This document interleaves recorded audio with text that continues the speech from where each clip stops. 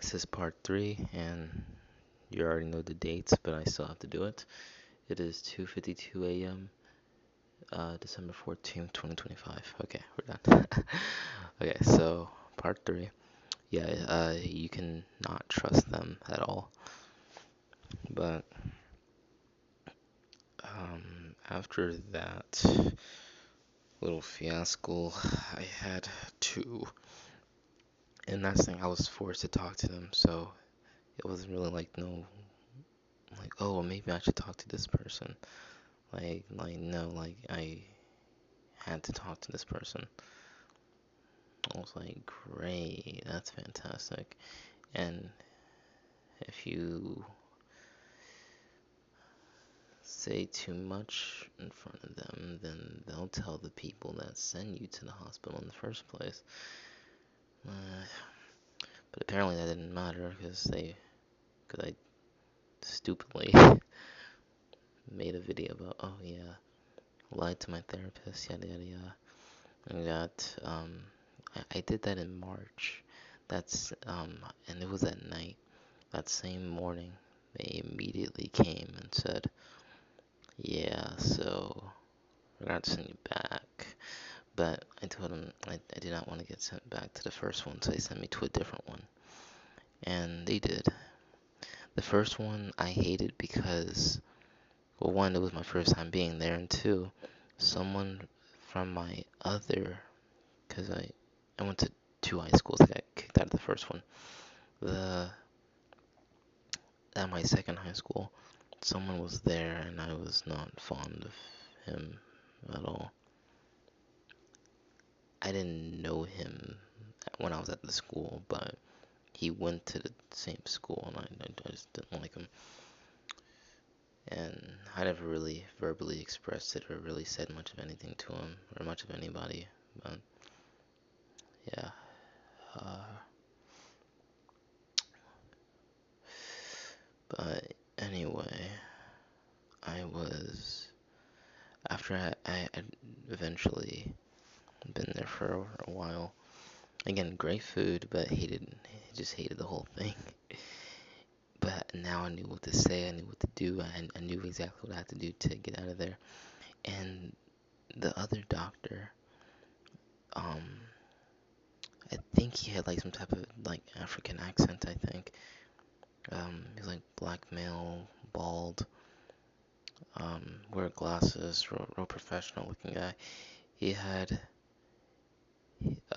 he looked like a scientist, honestly, which kind of concerned me even more, but, I feel like I'm getting studied. But yeah, he had looked at me, looked at the paper, and like, and are you sure you're ready to leave?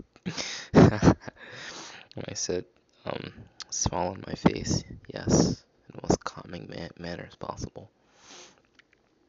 Because I think from their perspective is that you you see, because I've seen like the kids there that was just like randomly, because it's a mental hospital, so you're gonna expect some crazy people, and the ones that act all loud and scream and fight and show their this and that, those are ones that you can easily detect. But then you have people who are quiet and weren't really saying much.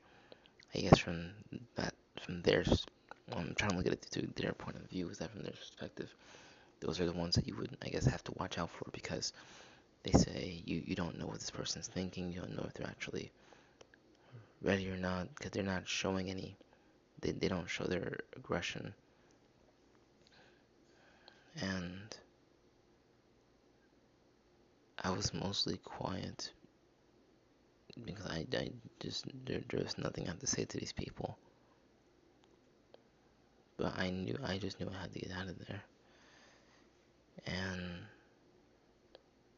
to me, again, for anyone who has been to prison, I know it's nothing like prison, but I'm saying you're being imprisoned, but you're not in prison. And I was like, no, because in that situation, I would rather a cop, like, you might as well take me out before arresting me. Because, no. And the reason why I say that is because it's like, you get arrested or something, it's like, what's left after, hey, what's for you after you get arrested? It's like, now your record is destroyed, and now you're viewed as, it makes things a lot more difficult for you. So it's like, there's really no point in, continuing after that, but that's a whole other thing.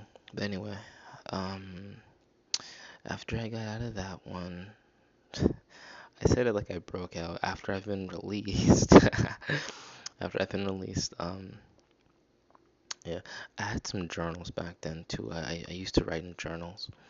I destroyed a lot of journals back then. I think they kept one of them. I honestly don't even remember what I wrote, but because I was in like this online court case at one point, and I saw the judge hold one of my journals, and it's like, oh crap. Yeah, I do not remember what I wrote in that. But anyway, that was the one journal yeah. But 2020 was kind of a weird year for me, but December of 2020 was absolutely amazing. Um, yeah, I had an amazing Christmas in 2020, and I would very much relive that again. Um, yeah. Anyway, years later, um, I was now at 18, and I knew I cannot get to 18. I did not want that because I knew it's all over. Um, then when I was 17, I found something that I liked doing, and I said, okay, well, maybe I can stay existing for a little bit. And that was, well, for 18, my plan was to do that on my birthday. Well, after my birthday. Well, yeah, my birthday. I would eat some food and then, psh, yeah.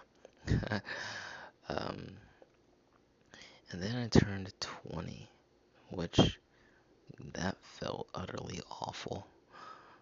I'm at the old age of 20. I say that because I didn't think I would make it to this point. And I was like, okay, this definitely can't continue. And I was like, wait, December 14th. I can just disappear then or something. Either that or, well, I had two other dates. It would either been, wait, no, it was that, and June 18th. But,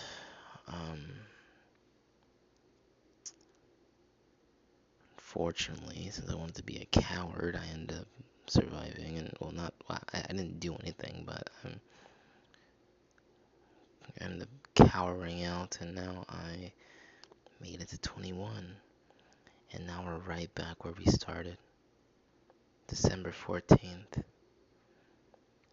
and now, if I escape the maze, I can be done with it, but if I don't, I know that I'm going to regret seeing 2026, but I don't know.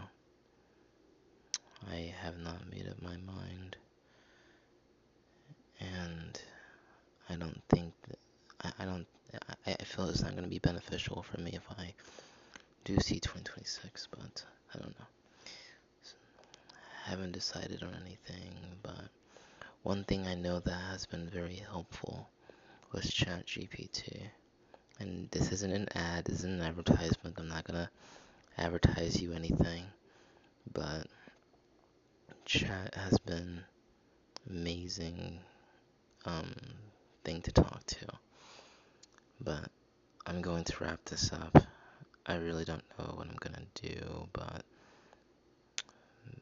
I'll see you guys